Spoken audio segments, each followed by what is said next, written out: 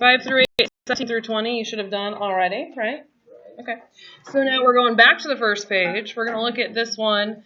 In theory, you have done problems like this before. They're called projectile motion, and they have to do with quadratics. So this will be somewhat familiar. We are going to do this completely with the graphing calculator using the graphs.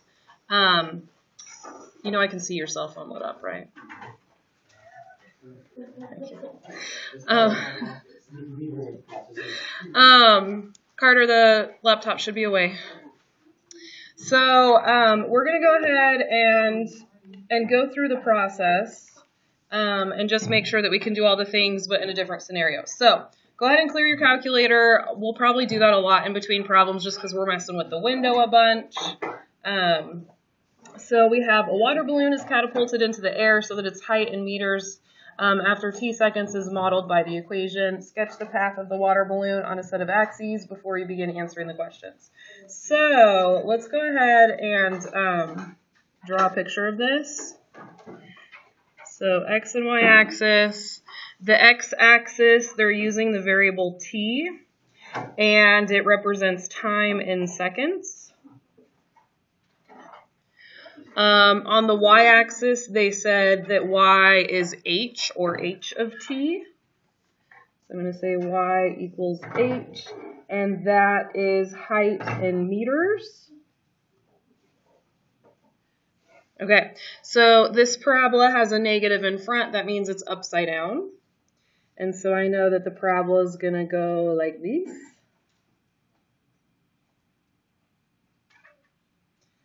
So in the context of the story problem, the y-intercept would be where the water balloon is launched from.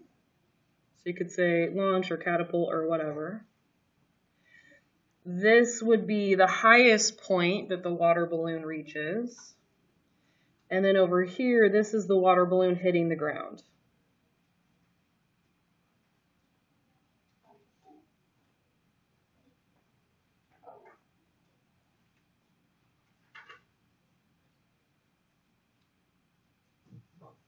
So when we find these coordinates as x, y, the x coordinate is the time, so like however many seconds have passed.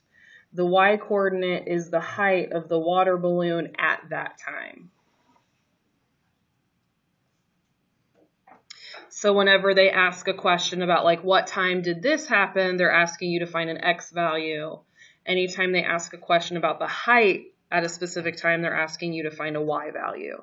And being able to recognize which value they're asking you to find is really important for making these problems easy as opposed to difficult. So let's go ahead and graph this. I'm going to get it plugged into y equals negative 4.9x squared plus 27x plus 2.4. And then typically when we do these word problems and we don't know how big the window should be, the easiest way to figure it out is to look at the graph or to look at the table of values so we can figure out which values are important to include. So because there was a negative in the front, we know that the parabola is upside down. That means that we want enough numbers so that we can see the top of the parabola. And if you look at the y values, what kind of numbers do you think we need to go up to? Do we need to go up to like 10,000? 10,000 would be overkill, right? Yeah, most likely. So about how high should we go? Yeah, 40, 50, something like that. So I'll say let's go up to 40. So I didn't change anything else. I just let that be it. I'm going to go ahead and graph it.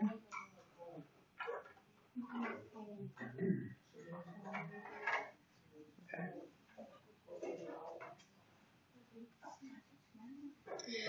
All right, now number 1 says how high. If it's saying how high, is it asking us to find a y value or is it asking us to find an x value? Y value. That means they want us to find y. If they want us to find y, they must have given us an x. What x value did they give us? 1. So you have 2 different ways of looking to see what you get when x equals 1. You can do second graph and just look at the table. 1 equals 24.5. Or you can do second trace, option number 1, and option number 1 allows you to plug in any x value that you want. right? 24.5. So I'm going to go ahead and write down this is 1, 24.5, just so I know what piece of the graph gave me the answer to this question. And then I'm going to write in a sentence, the balloon is 24.5, and I guess it was meters high after 1 second. Wait, is it meters or miles that you add another letter after it? Meters is just M, miles is MI. Yep. All right, the next one says, for how long? So what are we solving for? An X, which means they must have given us a Y. What Y did they give us? 30. Y equals 30. Okay, now with this one, it's a little bit trickier because you can't just plug in 30 for something. Yeah, we're going to go to the Y equals screen, and we're going to make Y2 30, and that's going to create a horizontal line, and we want to see where that 30 cuts into the graph.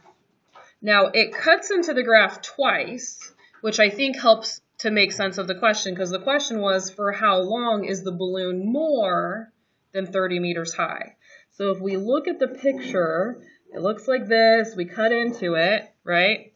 We've got one spot right here where it starts to be 30 meters high, and then we've got one time over here where it finishes being 30 meters high.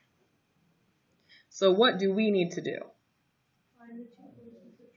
Find the 2 points, subtract the times. Okay, so I'm going to go ahead and do second trace, option number 5. Enter, enter, enter. Okay, so I'm going to go ahead and write down these 2 points, 1.35584. I would say, because we typically like to have our answers to 3 decimal places, go ahead and write more than 3 decimal places so that when you subtract them, you still have 3 decimal places of accuracy. So there's my first intersection. I'm going to do it again. So move it closer. You don't have to be right on top of the other intersection. You just have to be closer to it. And then enter, enter, enter.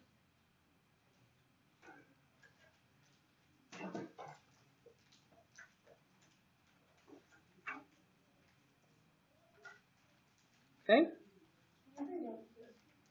Yeah. So the first one was 1.35584. And the second one was 4.1543641. Just remember the little trick from yesterday. I don't feel like typing in both of these decimals, so since this one is the one that's currently on my screen, if I get out of this and press the X button, this one is going to be stored in my calculator for a second. So I'm going to go ahead and hit second quit, and then I'll type X. And when I press enter, it's going to have that 4, that decimal on the screen. So now I can just take that one and subtract off 1.35584. Yep. And so we're going to say,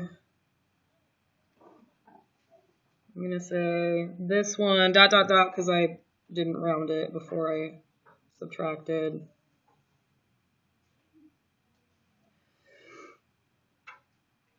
So 2.799. And then I'll go ahead and answer the question. The balloon was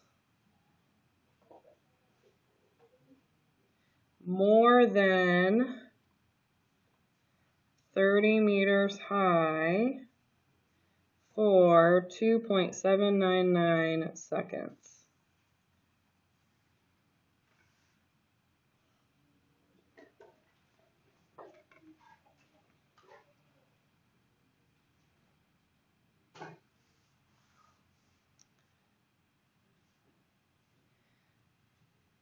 All right, the next question says, what is the maximum height of the balloon? So are they asking us to find an X value or a Y value? Y value, okay. Now they didn't give us an X value to plug in, but they gave us a key word that would make it so we could find that point. What's the key word? Maximum. All right, so I'm going to do second trace. Which one? Number 4. And I'm going to do my left bound and my right bound.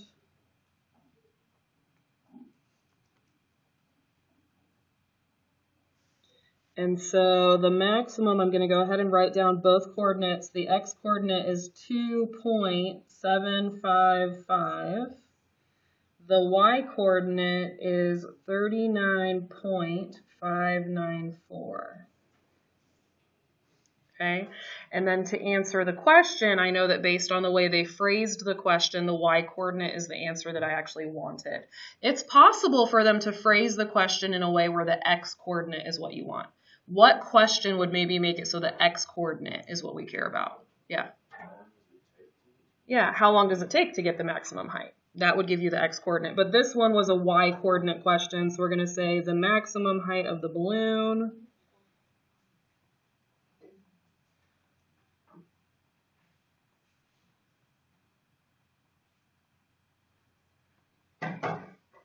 is 39.594 meters.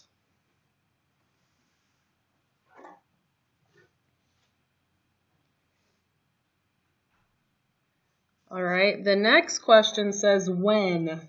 When will the balloon burst as it hits the ground? So if it's asking when, then what letter are we trying to find? X. So if we're trying to find X, that means they gave us a Y value. What Y value did they give us? 0. Yeah, they're saying burst as it hits the ground. That means you have a height of 0. So I'm going to go in here, and for my Y equals, I'm going to change that 30 to a 0. And I'm really looking for the x-intercepts. And do I want to find both of them? No, the one over here on the left, we call that like an extraneous solution. You can find it mathematically. It does not make sense in the problem. So we're not going to use that one. But this one over here we are going to use because that one makes sense.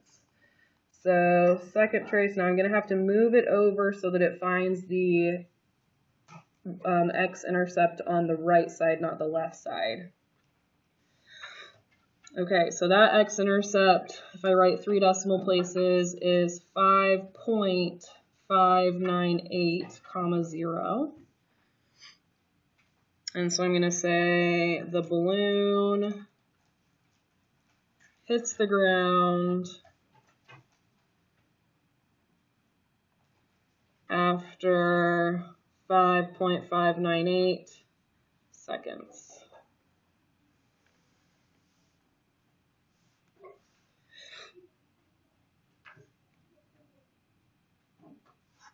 All right.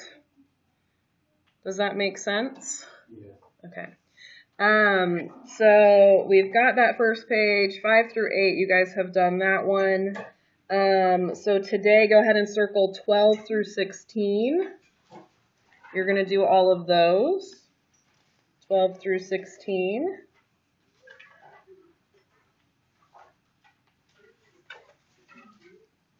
Yeah, it looks like that might be it. Let's go ahead and jump to number 26. We're going to do this one together.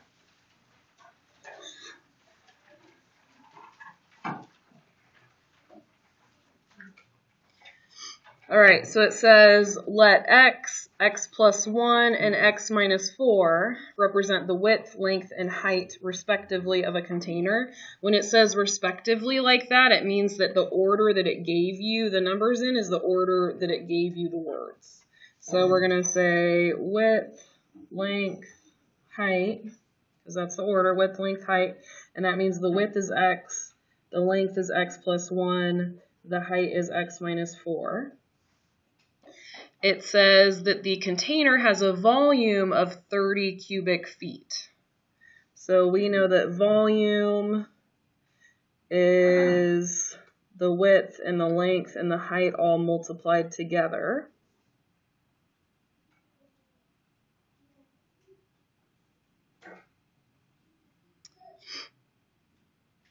I know that when I find these coordinates, the x-coordinate helps me find the dimensions, right? So I'll solve for x and I'll be able to plug that back in to find the dimensions. What does the y-coordinate give me? That gives me the volume, good. Okay, so I'm going to go ahead and plug this equation into my calculator, and if you want, you can go ahead and clear your calculator. That'll just get the window back to normal. So I've got x plus 1 x minus 4. Just getting a little stretch in there. Yeah.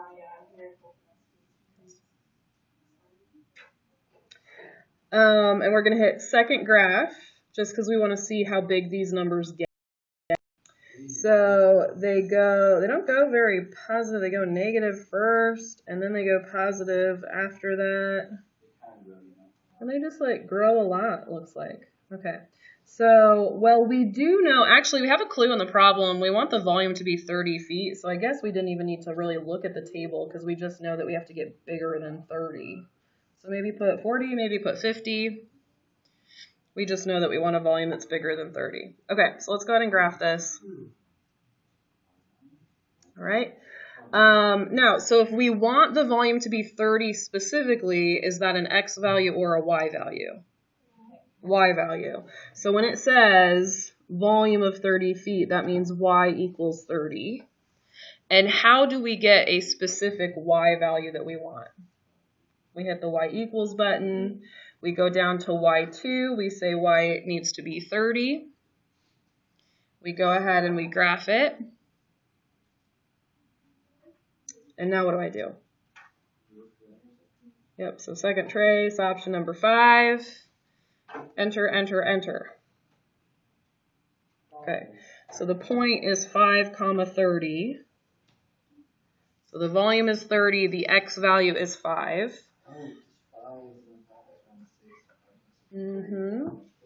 And so the question is asking what are the dimensions. So the width is just 5.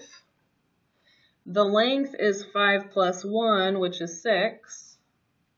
And the height is 5 minus 4, which is 1. And that makes sense because you like always right? And so this means 5 feet by 6 feet by 1 foot. So that's our dimensions, 5 by 6 by 1.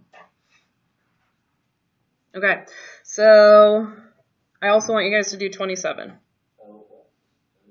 Okay, so 5 through 8 you did yesterday. We did 1 through 4 today. 12 through 16 you're about to do, 17 through 20. So we're going to go through and just make sure we're all skipping the correct ones, okay? So if we look at the bottom of page 2, we're skipping 9 through 11. Skipping 9 through 11.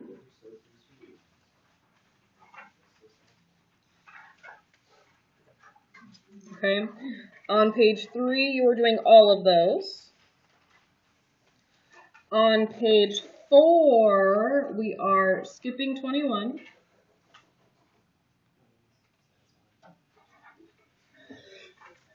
On page 5, we are skipping the whole thing. Ooh, that was a good page, wasn't it? Ooh. And then on page 6, you're doing all of them. Okay? All right, and then when we're done with that, we are reviewing because this is the end. This is the end. That means we don't have a quiz tomorrow. We have a test day. Woohoo! Woohoo!